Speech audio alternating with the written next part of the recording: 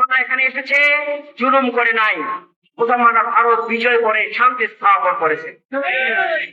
আবার 65 সালে কথা মনে করুন, পাকিস্তানের সঙ্গে ভারত লজ্জিত হয়ে পরাজিত হয়েছে।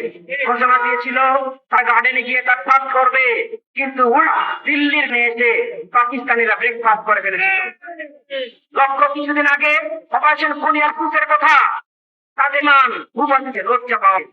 এই কুপেন্দু সে কিছু বেঈমান বেয়াদব বলছে তারা নাকি বাংলা। আমি বলতে চাই, তোমরা কখনো বাংলাদেশে আসার আশা করতে পারো না। তোমরা যখন বেশি আশা বলো এর দিকে আমি জন্য খরচ হয়ে যায় তোমাদেরকে ধরে নেওয়া, কেন এটা সুদের বিধান। তাই যদি বেশি বাড়াবাড়ি করে, মুসলমান জুলুম না করে, মসজিদ ভাঙ্গ বন্ধ না করে, মুসলমান গরু কুরবানিতে বাংলাদেশ বন্ধ না করে, তাহলে অতি শীঘ্রই বাংলাদেশের 50 কোটি মুসলমান, ভারতের 40 কোটি মুসলমান আর পাকিস্তানের 35 কোটি মুসলমান, মোট 125 কোটি মুসলমান মিলে এই পুরো ভারত দখল করে ফেলবে। ভারত দখল করে ফেলবে।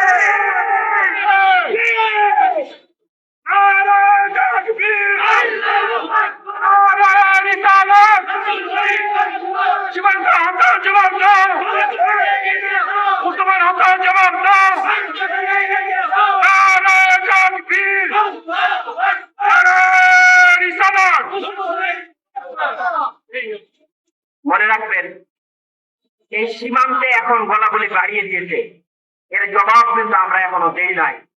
যদি জবাব দেওয়া হয় তাহলে যা করলাম তাই হবে, ভারত সফল হয়ে যাবে। আল্লাহ পাক বলেছেন মুসলমানদের মুসলমানেরা তোমরা একত্রভাবে মহান আল্লাহ অনুরোধ ঝুঁকে মানে ওনার হাবিব সাল্লাল্লাহু আলাইহি ওয়াসাল্লামকে দৃঢ়ভাবে আঁকড়িয়ে ধরো, কখনো ওনার থেকে বিচ্ছিন্ন হইও না, মুসলমান পরস্পর থেকে বিচ্ছিন্ন হইও না। মুসলমান কখনো বিচ্ছিন্ন নয়। তাই ট্রাম্প বলুন আর মোদী বলুন, কেউ যেন মুসলমানদেরকে বিচ্ছিন্ন মনে না করে, মুসলমানদের বলে জুলুমের পায়তারা না করে। বিশ্বের মুসলমান একতাবদ্ধ ছিল, আছে, থাকবে। তবে মুসলমান শান্ত জাতি। মুসলমান যদি ফেটে ওঠে তোমাদের এই সমস্ত আস্থান আস্থা করে নিশ্চিত হবে ইনশাআল্লাহ। আমরা পারমাণবিক অস্ত্রের ভয় করি না।